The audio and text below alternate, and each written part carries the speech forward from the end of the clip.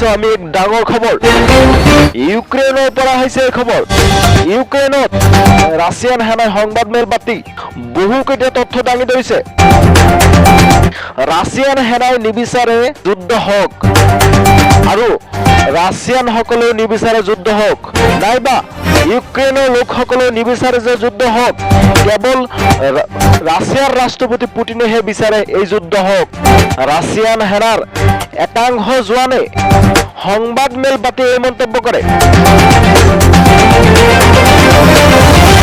মই আকৌ এবাৰ নিজৰ পৰিচয় দিম মই ৰাছিয়ান সেনাত সেৱা আগবঢ়াই আছো মই যুদ্ধলৈ যাব বিচাৰিছিলো কিন্তু আমাৰ সেনাপতিজনে আমাক শাৰীৰিক বল প্ৰয়োগ কৰিছিল আৰু যাৰ পিছত আমাৰ সেনাপতিজনে আমাক গাড়ীৰ ভিতৰত পেলাই দিছিল আৰু গাড়ী চলাবলৈ বাধ্য কৰিছিল আমাক কোৱা হৈছিল যে যদি কোনোবাই যুদ্ধলৈ যাবলৈ চেষ্টা কৰা তেন্তে নিজৰ মানুহেই গুলিয়াই দিব তোমালোকক আৰু পুনৰ কেতিয়াও ঘূৰি নাহিবা এই মুহূৰ্তত মোক যদি কোনোবাই শুনিছে নাইবা দেখিছে এই যুদ্ধ বন্ধ কৰিবলৈ আপোনাৰ যিমান ক্ষমতা আছে আপুনি প্ৰয়োগ কৰক ইউক্ৰেইন বা ৰাছিয়াক এই যুদ্ধৰ প্ৰয়োজন নাই সম্ভৱতঃ কেৱল ৰাষ্ট্ৰপতিকহে এই যুদ্ধৰ প্ৰয়োজন মই নাজানো কোনটো উদ্দেশ্যৰ বাবে ইউক্ৰেইনৰ লোকসকলে আমাক ইয়াত খুব ভাল ব্যৱহাৰ কৰে তেওঁলোকে আমাক বুজি পায় মই সকলো ৰাছিয়ানক সুধিব বিচাৰো মই আপোনাক সহায় কৰিবলৈ কৈছো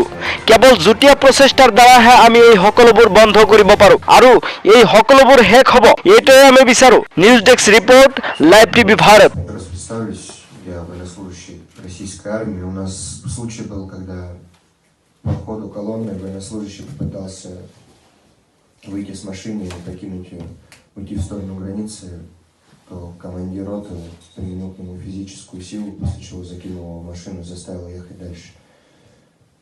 Нам говорили, что если кто-то попытается уйти, нас либо свои же расстреляют, либо просто больше назад не вернемся. Здесь очень хорошо с нами обходятся, нас понимают. Я хотел бы попросить всех россиян, если меня слышат, видят, сделать все возможное для того, чтобы эта война прекратилась. Этой войны не нужно ни Украине, ни России. Эта война, скорее всего, нужна только президенту. Я не знаю, для каких целей. Я прошу помочь. Только общими усилиями мы сможем все это прекратить, и это все закончится.